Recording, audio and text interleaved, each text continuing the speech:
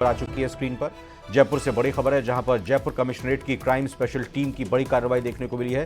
सुखदेव सिंह गोगामेडी हत्याकांड के बाद यह बड़ी कार्रवाई देखने को मिली है, जहां पर अवैध हथियारों के जखीरे के साथ एक बदमाश गिरफ्तार हुआ है। 7 देसी पिस्टल और 14 मैगजीन के साथ संजय मीणा को गिरफ्तार किया गया। टोडा भीम का रहने वाला संजय मीणा गिरफ्त में आया है। Police inspector Chandraprakash Chaudhary, ASI Mahipal Singh की इस कार्रवाई में ये कामयाबी मिली है। तो जयपुर की बड़ी खबर आपको बता रहे हैं, जहां पर जयपुर कमिश्नरेट की क्राइम स्पेशल टीम की बड़ी कार्रवाई सामने आई है। आपको यह भी बता दें कि सुखदेव सिंह गोगामेडी हत्याकांड के बाद पुलिस और भी ज्यादा चौकस नजर आते हुए दिखाई दे रही है। अवैध हथियारों के जखीरे के साथ इस बदमाश को गिरफ्तार किया गया है। इसके कब्जे से, इसके पास से 7 देसी पिस्टल, 14 मैगजीन के साथ इस संजय मीणा नाम के युवक को गिरफ्तार किया गया है। टोडा भीम का रहने वाला ये गिरफ्त में आ चुका है संजय मीणा। विष्णु शर्मा हमारे साथ जुड़े हैं और जानकारी के लिए संवाददाता। विष्णु, क्या मकसद इन देसी हथियारों का इसके पीछे कहीं सप्लाई करना था या और कुछ कारण है? देखिए, आज जो बड़ी कार्रवाई कमिश्नरेट की क्राइम ब्रांच की टीम ने की है, चंद्रप्रकाश चौधरी जो कि सीआई हैं, उसके अलावा एएसआई महिपाल सिंह है, कांस्टेबल देवकरण है, इन लोगों की जो टीम ने बड़ी कार्रवाई की है, उसमें संजय मीणा नाम के युवक को गिरफ्तार किया है, जिससे भारी मात्रा में जो हथियार जो बरामद किए हैं, 7 देसी पिस्टल और 14 मैगजीन को बरामद किया गया है। अब तक की पड़ताल में सामने आया कि संजय मीणा प्रतियोगी परीक्षा की तैयारियां कर रहा है जयपुर में रहकर के, और जयपुर के जगतपुरा इलाके में संजय मीणा रह रहा था। ये भी सामने आया कि दौसा में करौली जिले में टोडा भीम का रहने वाला संजय मीणा, लालाराम और कमल नाम के व्यक्तियों ने ये जो हथियार देकर के संजय को जयपुर में भेजा था।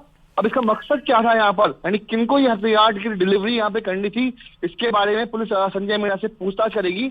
लेकिन अब तक की जानकारी में यही सामने है कि टोडा भीम करौली के रहने वाले लालाराम और कमल ने हथियार देकर उसको भेजे थे, और लालाराम की बताई गई जगह पर संजय मीणा को इन हथियारों की डिलीवरी करनी थी। लेकिन वो जो जगह है उसके बारे में भी पूछताछ की जा रही है। साथ में संजय मीणा को ये डिलीवरी करने के लिए, हथियारों की डिलीवरी करने के लिए 35,000 रुपए फोन पे के जरिए भी ट्रांसफर किए गए थे।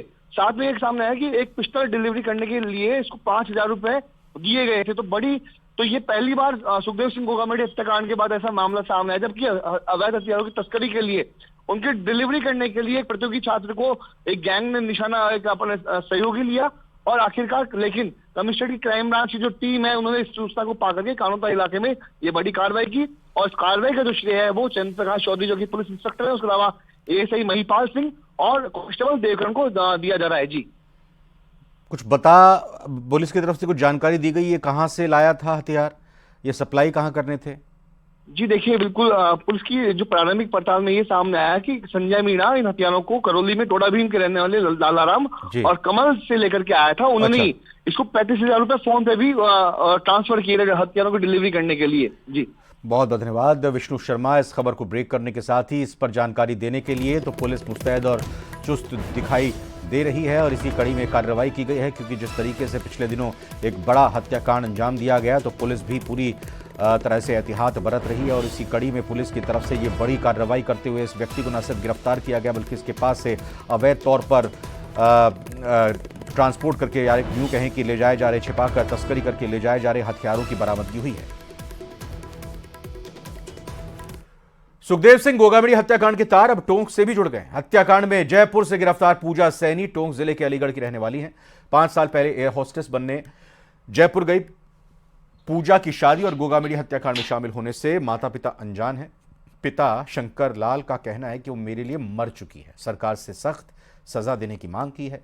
आपको बता दें कि पूजा 5 भाई बहनों में सबसे छोटी हैं। बीमार पिता चाय की थड़ी चलाकर परिवार पालते हैं। पूजा पर ही गैंगस्टर रोहित गोदारा, वीरेंद्र चारण के गुर्गों का हथियार सप्लाई करने की बात सामने आ रही है। उसका सहयोगी महेंद्र अभी भी फरार चल रहा है।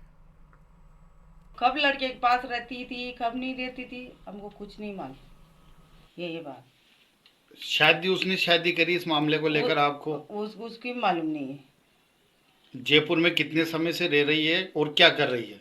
वो कहती थी भाई, मेरे को तो उसको 7 साल करीब हो गए जो ये कहती थी कि मम्मी मैं जॉब करती हूँ।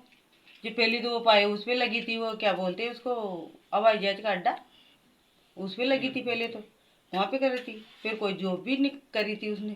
फिर उसके बाद में पूछती थी, भाई बेटा तू क्या करती है? कब मम्मी मैं जॉब करती हूँ, पर जॉब कंपनी का नाम नहीं बताती। बच्चा कर रहे थे काम, मुँह बीमार चाड़ सू 3-4-5 महीना सू और मारी ओला न सोची को न मुँह क्यों तो बेटा खाए काय करी चली। अरे का पापा मैं तो जॉब कर रही हूँ, ये कर रही हूँ, अब मैं सोचू सुनाई भी न दूँ, मैंने तो क्यों तो बेटा यहीं रह रही, मर जाऊंगी ताकि मत मर जाऊंगी।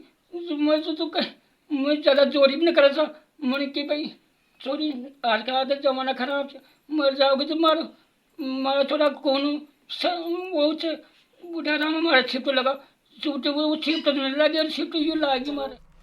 श्री गंगानगर में मिले पाकिस्तान ड्रोन और 2.5 किलो हेरोइन के मामले में केस दर्ज किया गया है। बीएसएफ ने पाकिस्तान ड्रोन को जांच के लिए दिल्ली भेजा है। दरअसल सोमवार को श्रीकरणपुर सेक्टर के गांव शेख सरपाल सीमा चौकी के पास किसान को झाड़ियों में संदिग्ध ड्रोन दिखाई दिया था, जिसकी सूचना पर पहुंची बीएसएफ ने ड्रोन को जब्त करते हुए पैकेट से 2 किलो 520 ग्राम हेरोइन भी बरामद की थी, जिसकी अंतर्राष्ट्रीय बाजार में कीमत लगभग 10 करोड़ रुपए आंकी जा रही है।